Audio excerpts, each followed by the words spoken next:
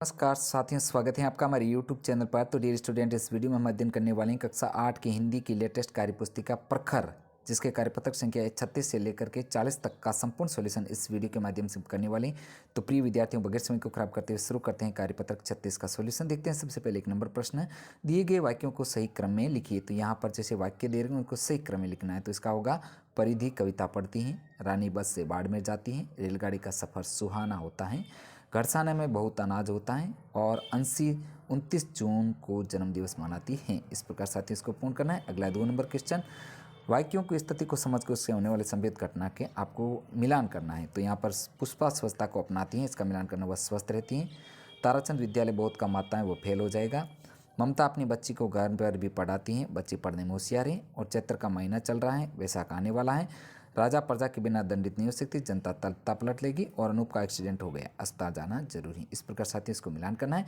Next आगे है, जो दिए गए शब्दों को पढ़कर क्रमबद्ध लिखिए। तो यहाँ पर आपको क्रम से इसको करते हुए लिखना है। तो हमने यहाँ पर लिखा है, वह सुबह जल्दी उठता है। आगे लिखना है, वह 9 बजे नहाता है, नहाने के बाद खाना खाकर विद्यालय जाता है, वह मन लगाकर पढ़ता है, इसलिए अध्यापक उससे बहुत प्रेम करते हैं। मदन भी अध्यापकों का सम्मान करता है। नेक्स्ट आगे देखते हैं, आप सुबह 8 बजे से 10 बजे तक क्या क्या करते हैं, क्रमानुसार लिखिए। तो यहाँ पर आपको लिखिए, मैं सुबह 8 बजे से 9 बजे तक पढ़ाई करता हूँ, फिर स्नान करता हूँ, 9:30 बजे खाना खाता हूँ, खाना खाकर 10 बजे वापस स्कूल जाता हूँ। इस प्रकार साथ इसको पूर्ण करना है। अगला है कार्यपत्रक 37 का सॉल्यूशन, दिए गए शब्दों को अलग अलग भाषाओं में लिखिए। तो यहाँ पर जो है शब्द दे रखे हैं उनको अलग अलग भाषाओं में।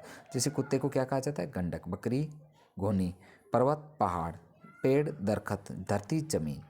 इसी प्रकार पुस्तक है, जो कुत्ते को जो संस्कृत में कुकुर कहा जाता है और अंग्रेजी में डॉग, बकरी को अजा गॉट, पर्वत को गिरी रॉक और या माउंटेन, पेड़ को वृक्ष या वन और रॉक या माउंटेन ट्री। इसी प्रकार जमीन को धरा और अर्थ भी कहा जाता है। इस प्रकार आपको साथ ही पूर्ण करना है। नेक्स्ट है 2 नंबर प्रश्न, वाक्यों का अलग अलग भाषाओं में बदलकर लिखिए। तो यहाँ पर कुछ वाक्य दे रखे हैं, उसको अलग अलग भाषाओं में बदल कर लिखना है। जैसे हिंदी का एक उदाहरण दे रखा है। अब जैसे हिंदी में क्या करें, नैना को लड्डू पसंद है। इसी प्रकार घर में मात्र संस्कृत में नैना को लड्डू चोखा लागे, मारवाड़ी में। और संस्कृत में क्या है, नैना मोदक रोचते। और अंग्रेजी में नैना लाइक्स टू लड्डू। इस प्रकार इसको पूर्ण करना है। नेक्स्ट आगे है, जो हिंदी में जैसे गांव में बारिश हो रही है, तो इसका घर मातृभाषा में गांव में बिरखा होने वाला लगा है, और अंग्रेजी में it will raining in the village. और संस्कृत में इसको आपको स्वयं करना है। नेक्स्ट आगे 38 नंबर है, जो कार्यपत्रक है, जो निम्नलिखित पद्यांश को पढ़कर ध्यानपूर्वक पढ़कर प्रश्नों के उत्तर देने हैं। तो इसका 1 नंबर प्रश्न है, उपयुक्त पद्य में कौन कौन सी भाषा, तो यहाँ पर अवधी भाषा में है। नेक्स्ट आगे 2 नंबर, निम्नलिखित शब्दों के मानक रूप लिखना है। तो निकसी निकलना, मग रास्ता, सूखी सूखना, बुझती पूछती हैं, पानकुटी घास फूस की कुटियाँ, तीय पत्नी, करी हो बनाना और पिय पति। नेक्स्ट आगे, सीता का धैर्य कब टूट गया, तो रास्ते में 2 कदम चलते ही टूट गया था। मधुराकर शब्द का संधि विच्छेद करना है आपको। तो मधुर धन अधर। 5 नंबर, राम सीता वन में क्यों जा रहे थे, वनवास काटने के लिए जा रहे थे। उपयुक्त गद्यांश के आधार पर सीता को अत्यधिक थकान क्यों हो रही थी, उत्तर लिखना है, क्योंकि सीता कभी भी लंबी दूरी नहीं गई हुई थी, इसलिए वन में जाते समय उसको अधिक थकावट हो गई थी। नेक्स्ट आगे कार्यपत्र 39 का सॉल्यूशन, यहाँ पर विज्ञापन दे रखा है, विज्ञापन को देख करके आपको प्रश्नों के उत्तर देने हैं। तो इस विज्ञापन को अच्छे से आप देखिएगा। अब इसके जो प्रश्न हैं हम देखते हैं। ऊपर दिया गया विज्ञापन किस कार्यक्रम का आधारित है, यदि हम मम्मी होती, यह किस स्थान पर आयोजित किया गया, तो महाराजा सभागार राजमंदिर रोड पर आयोजित किया गया। ये इसका जो एड्रेस है, राजमंदिर रोड, जयपुर, राजस्थान, पूरा एड्रेस है। नेक्स्ट, इस प्रतियोगिता में कौन कौन सी कक्षाएं विद्यार्थी भाग ले सकते हैं, तो 5 से जो 8 तक के विद्यार्थी हैं। प्रतियोगिता में इनाम की राशि कितनी, 4,500 रुपये। अब नेक्स्ट आगे, पोस्टर को देकर दिए गए प्रश्नों के उत्तर दीजिए। तो एक और विज्ञापन है, जो पोस्टर प्लास्टिक प्रदूषण को हटाएगा। अब इसके जो प्रश्न हैं, ऊपर दिया गया पोस्टर किस पर आधारित है, प्लास्टिक प्रदूषण पर। प्लास्टिक प्रदूषण किस किस का नुकसान होता है, तो पक्षियों का, स्वास्थ्य, जलीय जीवों का। और प्लास्टिक प्रदूषण से कौन कौन सी बीमारी, तो यहाँ पर सांस, हैजा तथा टाइफाइड की बीमारियाँ हो जाती। नेक्स्ट आगे कार्यपत्रक 40 का सॉल्यूशन यहाँ पर देखते हैं।